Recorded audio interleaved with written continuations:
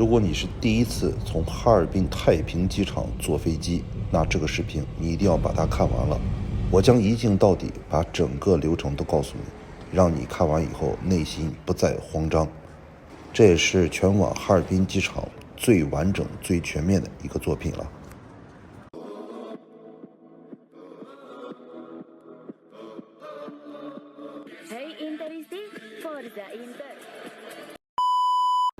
Hello， 大家好，我是高导啊。这两天有点感冒了啊。高导今天从哈尔滨准备起飞，所以准备今天拍一个哈尔滨机场的从出发的视频啊，希望对你有所帮助。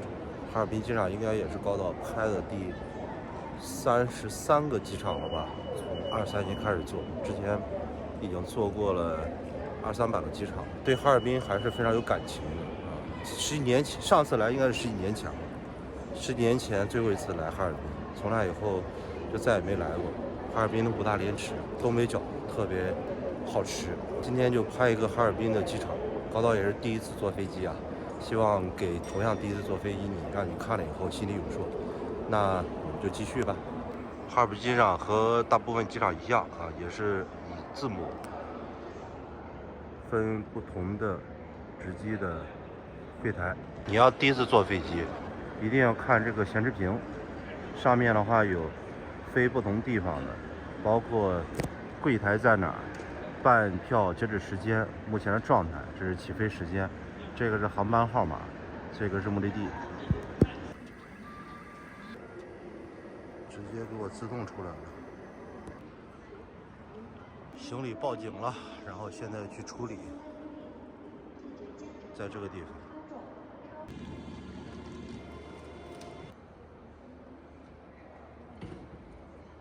楼上的话都是餐厅啊，我看还有麦当劳，我上楼上转一圈去。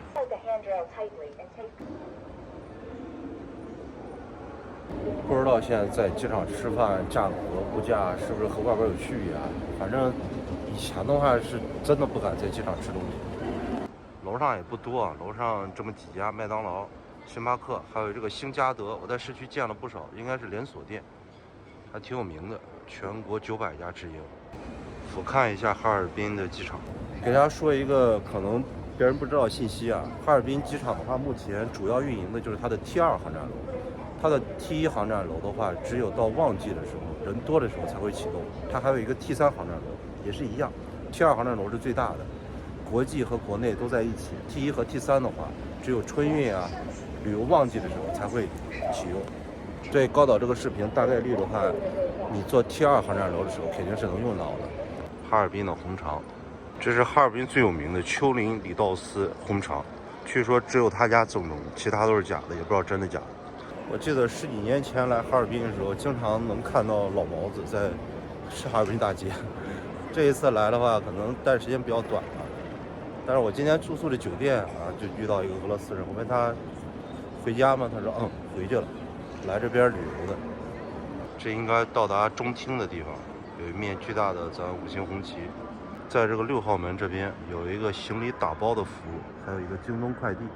好家伙，这是我的同行啊，在这导游旗挂着，还不少呢。你看这边好几个旗子，估计的话在提前到达集合地点了，正在等客人。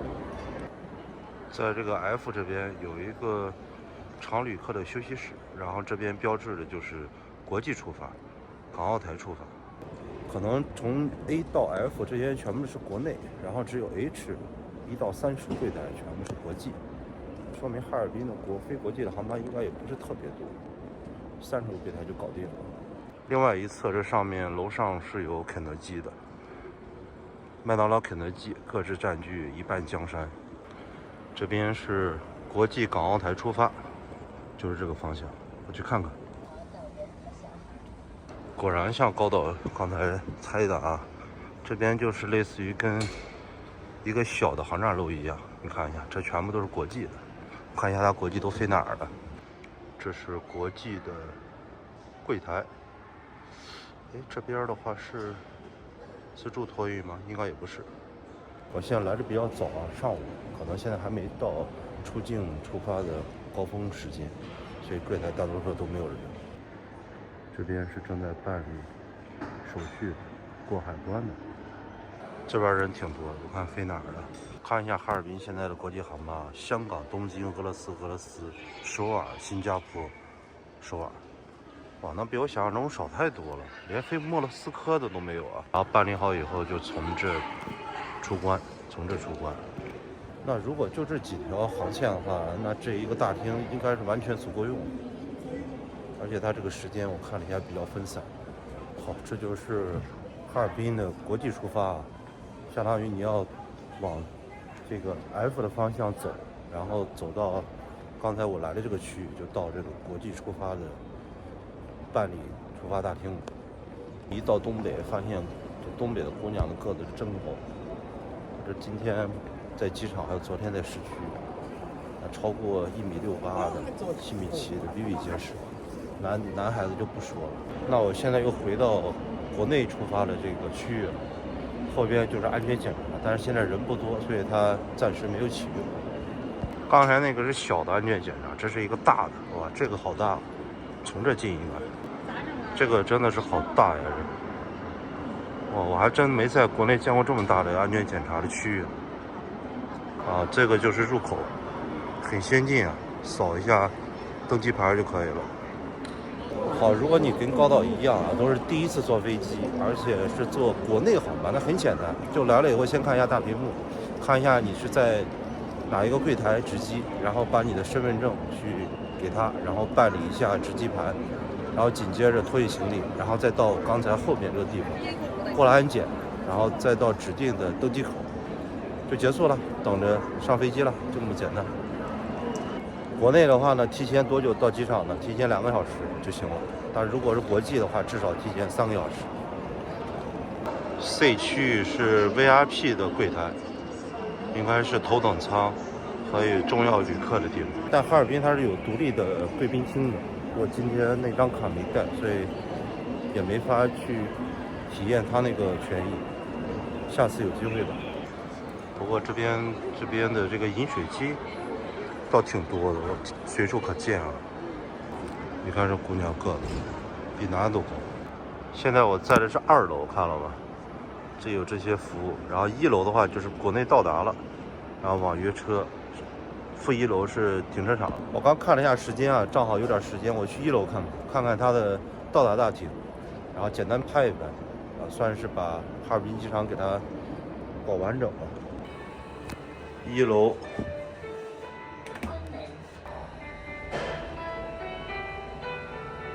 首先到1楼啊，这是那个7号口，有一个网约车到达的信息。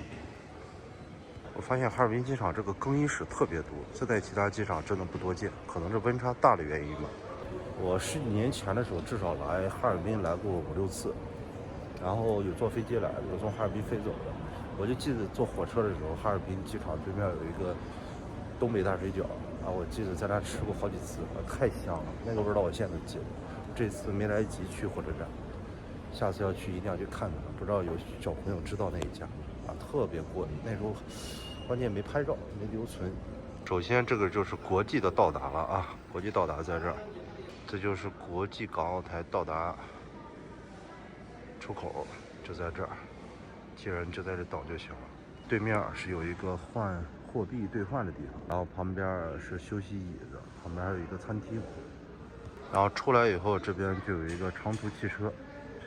直接坐车去目的地了。现在这边还没开放啊，然后售票应该就在这个机器上买票就可以了，买完票过安检，然后直接就一气呵成直接上车了。发现哈尔滨机场的这个信息化做的还是非常完善的，各个环节基本上都是和信息相关的。走没多久，这边就是长途巴士的售票处啊，原来是在这儿。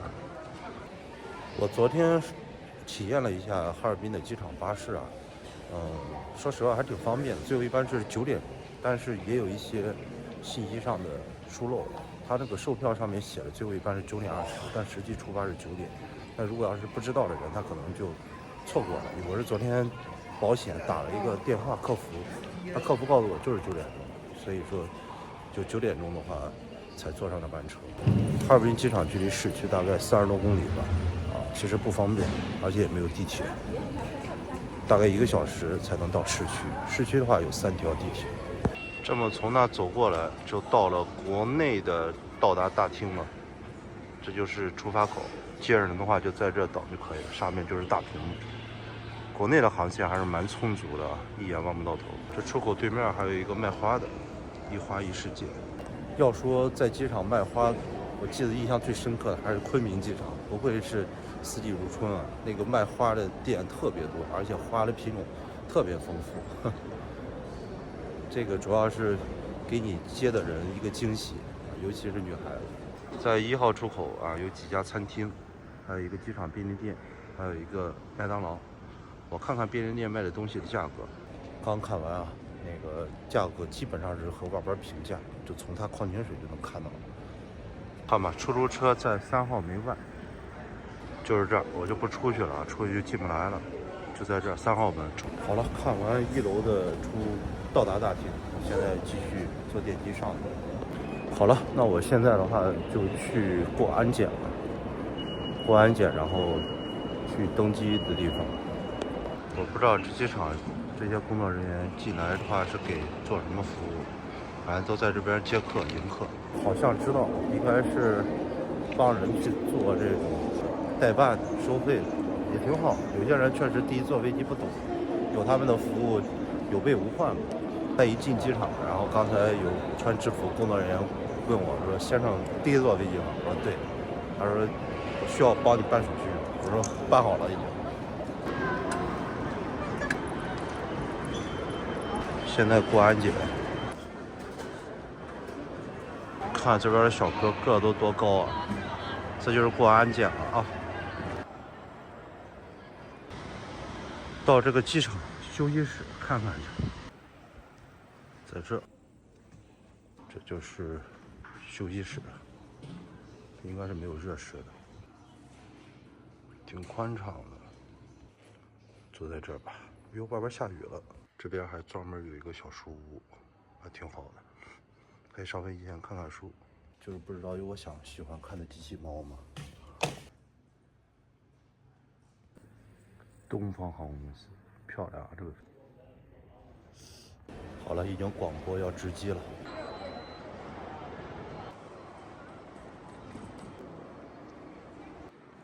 马迭尔，这都临走了，还是没忍住。